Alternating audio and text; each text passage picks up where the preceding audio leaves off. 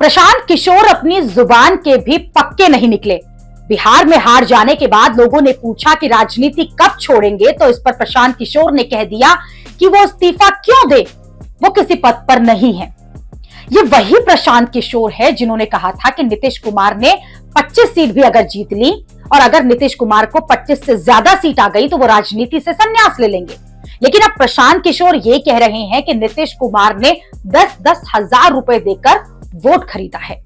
अगर नीतीश कुमार अगले 6 महीने में महिलाओं को 2-2 लाख रुपए दे देते हैं तो वो राजनीति से संन्यास ले लेंगे। कई लोगों का सवाल है नीतीश कुमार को 25 सीट आने की बात है, तो मैं आपके सामने घोषणा कर रहा हूं कि जो 25 सीट हमने बात कही थी उस पर बिल्कुल कायम है।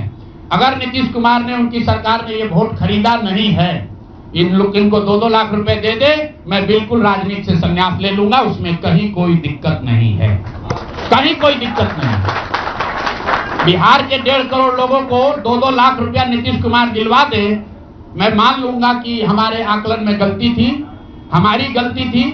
और हमारे आकलन की बात छोड़िए, अगर बिहार से बेरोजगारी दूर हो जाए, पलायन बंद हो जाए, 1.5 करोड़ परिवार, टोटल 2.5 करोड़ परिवार में अगर 1.5 करोड़ परिवार की गरीबी दूर हो जाए तो प्रशांत किशोर को विधायक बनने की, राजनीति करने की कोई जरूरत नहीं है, हम दूसरा काम कर सकते हैं।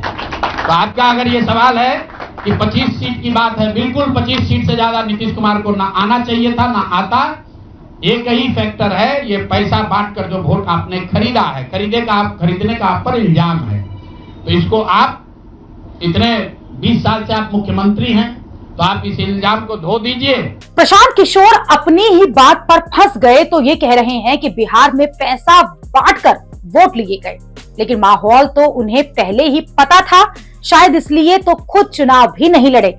प्रशांत किशोर की पार्टी का ये हाल हुआ कि 238 सीट पर चुनाव लड़ा, 236 सीट पर जमानत जब्त हुई, 61 सीट पर नोटा से भी कम वोट मिले और 122 सीट पर तीसरे और चौथे नंबर पर रहे। जिस धर्म युद्ध की बात हम लोग करते हैं, पांडवों के साथ स्वयं भगवान थे, स्वयं भगवान कृष्ण थे, फिर भी अभिमन्यु को घेर कर छल से मार दिया गया। लेकिन उसके आगे की भी कथा भी है कि अभिमन्यु को मार दिया गया, लेकिन उससे महाभारत नहीं जीता गया। महाभारत जीता तो अंत में वही जो सही रास्ते पर था, जो धर्म के साथ था। तो आप निश्चित जानिए कि जीत तो जन स्वराज की ही होगी। आज जरूर धक्का लगा है और उसके लिए जो कुछ भी कमी है उसको सुधारा जाएगा और उतनी ही ताकत से फिर खड़े होंगे। अगर आप ये कुछ लोग ये सोच रहे हैं कि मैं बिहार छोड़ दूंगा, तो आपका ये भ्रम है। अंग्रेजी में एक फ्रेज है, you are not defeated till you quit. जब तक आप छोड़ेंगे नहीं तब तक आप हार नहीं सकते हैं।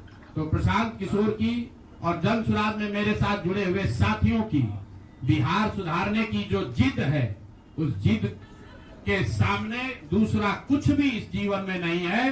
उस जिद से पीछे हटने वाले नहीं हैं। पूरी ताकत से, पूरी ईमानदारी से। प्रशांत किशोर को अब पता चला कि चुनाव लड़वाने का ठेका लेने और खुद चुनाव लड़ने में कितना फर्क होता है।